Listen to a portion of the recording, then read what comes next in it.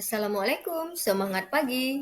Hari ini kita akan belajar matematika bersama saya, Ibu Rana SPD, Guru Matematika SMPN 5 Bandar Baru, Kabupaten Pidijaya. Pada video kali ini kita akan mempelajari tentang fungsi kuadrat. Adapun tujuan pembelajaran kita yaitu setelah mengamati video pembelajaran ini, diharapkan kalian dapat menjelaskan pengaruh nilai A, B, dan C terhadap grafik fungsi kuadrat. Kalian tentu pernah melihat bentuk jembatan, bukan? Nah, sekarang coba kalian perhatikan bentuk kedua jembatan berikut ini. Apa perbedaan dari kedua jembatan? Ya, benar sekali. Kedua jembatan mempunyai bentuk lengkung yang berbeda. Lengkungan jembatan yang kalian lihat menyerupai dua kurva berikut. Seperti itulah bentuk fungsi kuadrat, menyerupai bentuk lengkungan jembatan. Mari kita lihat bagaimana bentuk umum fungsi kuadrat. Bentuk umum fungsi kuadrat adalah fx sama dengan ax kuadrat tambah bx tambah c. Atau dapat ditulis juga dengan y sama dengan ax kuadrat tambah bx tambah c.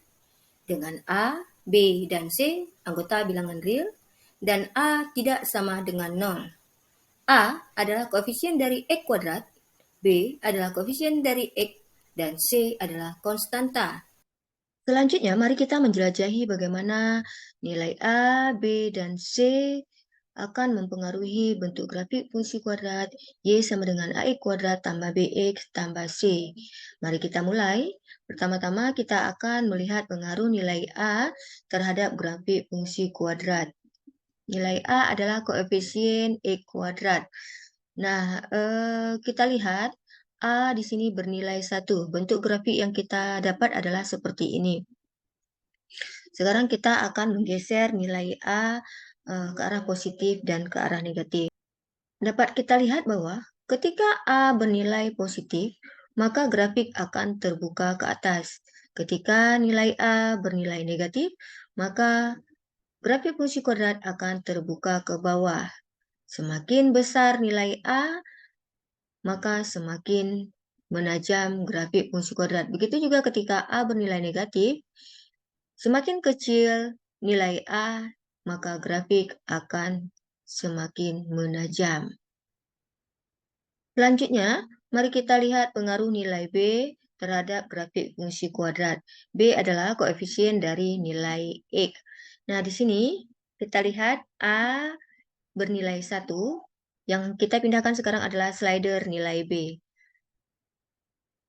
Ketika slider kita arahkan ke arah positif, maka nampak pada grafik fungsi bahwa grafik fungsi akan bergeser ke arah kiri. Mari kita perhatikan ketika nilai B kita arahkan ke arah negatif.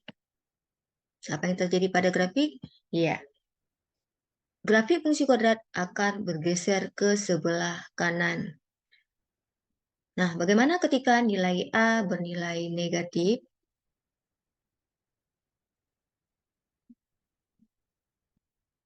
Kita perhatikan bersama.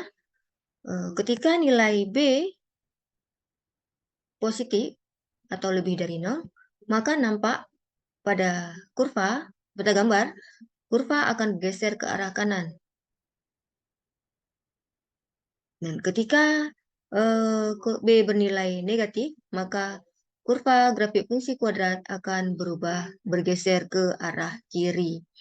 Artinya, nilai B akan mempengaruhi pergeseran grafik fungsi ke kiri dan ke kanan.